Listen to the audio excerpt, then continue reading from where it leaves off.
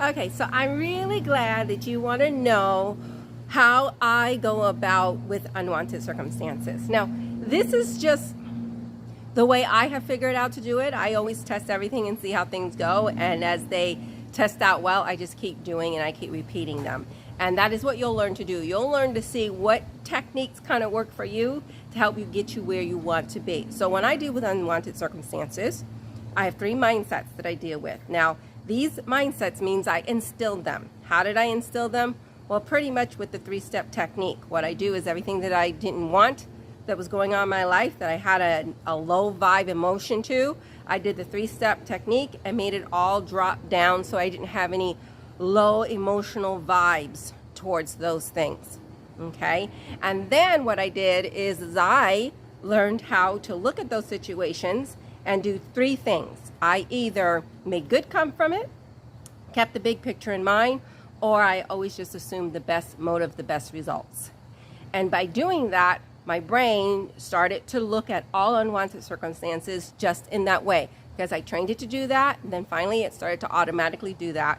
And so that's pretty much what I do all the time with situations that come up, things people say and do. My brain will fight to keep the peace. So your brain is working extremely well right now. It is doing it the way you trained it. When you have unwanted circumstances, you have a big reaction to it. Now you can change it that it doesn't have to have a reaction. And that when actually people come along with solutions or ideas, instead of you being like, oh, that didn't work, you don't understand, I need you to understand, your brain will actually listen to what people were saying. It itself will start telling you things that instead of those things being the excuses that stop you, you will be getting excuses for why you should look at it in a good way. And you will just feel that way. So it's not just a matter of a thought pattern change. You're actually changing how you emotionally will feel about those unwanted circumstances. So when I have an unwanted circumstance, what I do, there's 2 things. One is that I put it in a higher vibe emotion place. Okay? There are 9 high vibe emotions. That being enlightenment. Those are things like enlightenment from God's word, aha moments, like you like have a realization of something. That is the highest vibe that you can get. I think it's like 700 to 1200. It's the highest vibe. Okay, the vibes are the energies that we put off, and it actually attracts what we also will be receiving. Okay, so when you're interacting with someone and you're feeling off, then you got a low vibe going on. When you have a high vibe and you're connecting with someone, that's a high vibe that you are putting between each other. So after enlightenment comes peace, love, and joy. In that order, they have high vibes.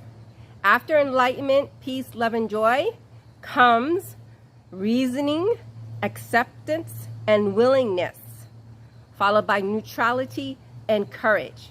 After that, we start going into the lower vibes. Okay, you're going to have things like shame, guilt, desire, fear, apathy. Okay, so for me, when it comes to unwanted circumstances, I am not going to look at them and put them in those lower vibes. I'm going to put them in the higher vibe. And I tend to put everything really quick into neutrality, neutral. Because once I drop something down, what is it? It is neutral, so it can go there. It doesn't have to have an emotional reaction from me that's causing me to not have inner peace.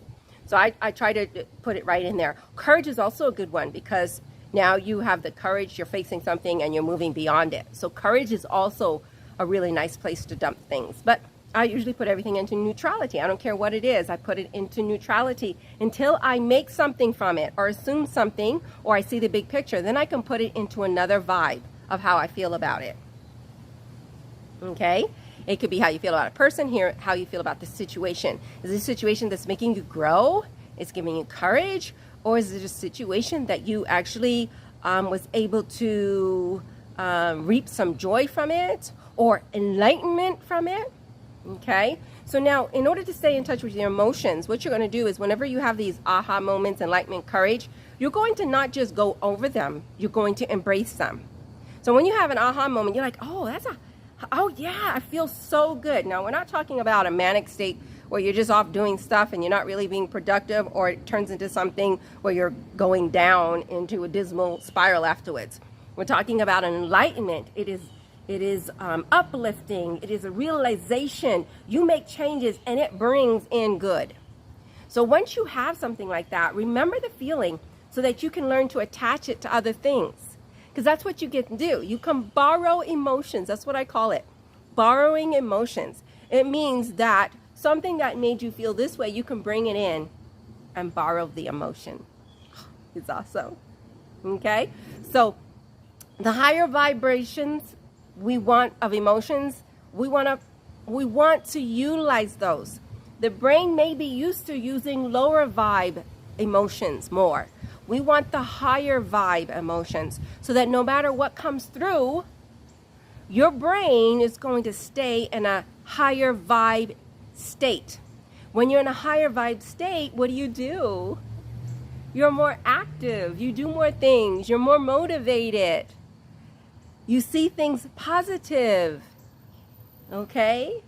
Optimistic.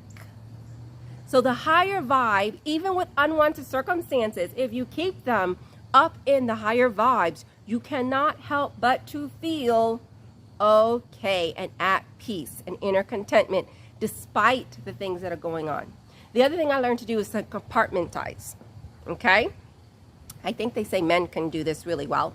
And what I do is I think there's like, I don't know, 8 to 10 areas of life that we all have. So there's something like spirituality, there's something like relationships, personal growth, fun and excitement, finances, health and fitness, okay?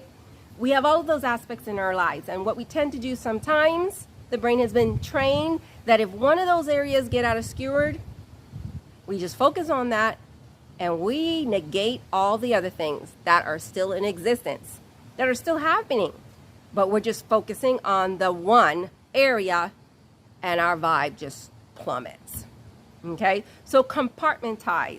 I don't know if I'm saying that I don't think I'm saying that right. I'll have to look up and see if I'm doing the word correct. But what I like to do is, okay, so is my love life the way I want it to be 100%? Well, if I say no because there's something in it that I would like, it doesn't negate everything else. It's just this one area. And it doesn't mean that I have to be unhappy about it. I've actually learned to have zero lack, as much zero lack. So my love life, is it the way I want it to be logically? No. But subconsciously, yes. There is no lack. There is an abundance. Because in reality, the possibilities of anything is very possible. So instead of not seeing the possibilities and seeing there's no lack because of the possibilities, we'll say, well, since it's just a possibility, I'm missing something. It's all depending on how you look at it. So if we do things from lack, guilt, anger, we're going to get low vibe feelings when we don't get the results we want. So when I'm working for something or towards something, I make sure the motive is coming from a selfless motive. And that way, no matter the results, I stay in a higher vibe emotion. Okay, so you're going to learn it's not circumstances that dictate your higher or lower vibe emotion reaction. You get to put yourself in whatever vibe you wish. You get to choose it. Once you realize you get to choose your emotional vibes that you want, your reactions, your responses, then you come to understand how it is that you can create your own happiness and maintain inner peace extremely easily. You don't have to be looking for outward sources to rectify it, doing special things for you or wanting someone to do that. You can actually have a connection with God on a different level where you're not always feeling there's a lack and you're needing it filled. You'll get into praise and gratitude and just expressiveness and not so much bogged down into how horrible life could be or is or feeling at the moment. Those just won't be occurring much at all. And so you'll have a different vibe dance that you'll be doing more often, and you'll love it. So I'm hoping that I helped you to see what it is that I do when it comes to unwanted circumstances. I choose the vibe I want to get from it, put it into neutral, drop down any reactions if there is. If my brain hasn't automatically do it, I manually do it, put it into neutral, and then I choose what vibe it's going to remain in as I make sure that I either make something come from it, keep the bigger picture in mind, or I'm assuming the best. And I keep my higher vibe going. So once you are always working in that level, your brain will understand that's what it will do automatically for you. So instead of excuses, making it so that you're not staying in the higher vibe, you're staying in that low vibe of sadness and grief. Yeah, but this is why I have to feel this way, and this is why I have to feel this way, and this is why I can't help it, I have to stay in this lower vibe. Well, that's because, remember, what you think is what you'll feel. So as soon as you get your brain to say, unwanted circumstances does not mean I have to go into a lower vibe emotion.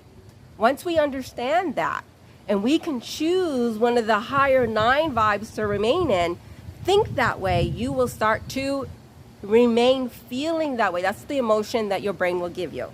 So I'm hoping that you are understanding this. I hope this is giving you value. Hope you're having some aha moments. Our reaction to circumstances are in our control. Whatever you're thinking in your head right now, well, I could not control. If that happened to me, this is what you can. You can. So, thanks for listening, and we will see you next time as we're getting some more tidbits. I hope you're appreciating this because, you know, I did watch like 600 videos trying to learn this technique, and then I have, in the past 3 or 4 years, have been honing my skills to see how much the brain can do for me and how I use it. And I'm just sharing it with you so that you don't have to spend so much time as I did trying to figure it out and waddle through it, that you'll just be able to zoom in. So if those techniques work for you, remember, are you gonna knock it out of the park the first few times that you try it? No, just like riding a bike, just like driving a car, takes a little bit of practice. But I promise you, your brain, once it's like, gets into gear, starts going, and then eventually it will automatically just take it for you. So what you put in, the effort you put in manually, I promise you it will pay off. And the automatic, when it kicks in, the automatic feels inner peace.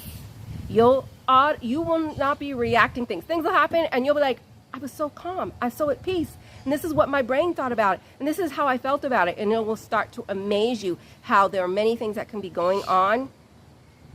And yet, your brain's reaction to it is different, totally different. I know sometimes when I was first learning it, I would have such a peaceful reaction, it felt wrong. Can you believe that? You're feeling at peace with something and it feels wrong to feel at peace. But that was just because my brain was like, hey, this is at a level where you shouldn't have peace. And then I had to say, I can have peace with anything, because I always remember I don't have to be anxious about anything. And when I remember that, I was like, oh yeah, that's true. This is good. So thank you for listening. This is Renee, with DIY Mental Boost. Make sure you pay forward what you are learning from individuals. Join, I wanted to say, let them join the Mind Cardio group that's on WhatsApp, or message me at DIYmentalboost@gmail.com. So yes, so Mind Cardio WhatsApp, it's all the basics, and I'm glad that you're actually interested in this intermediate and advanced information that I'm sharing. I hope that you're enjoying it. I am having a blast making these videos.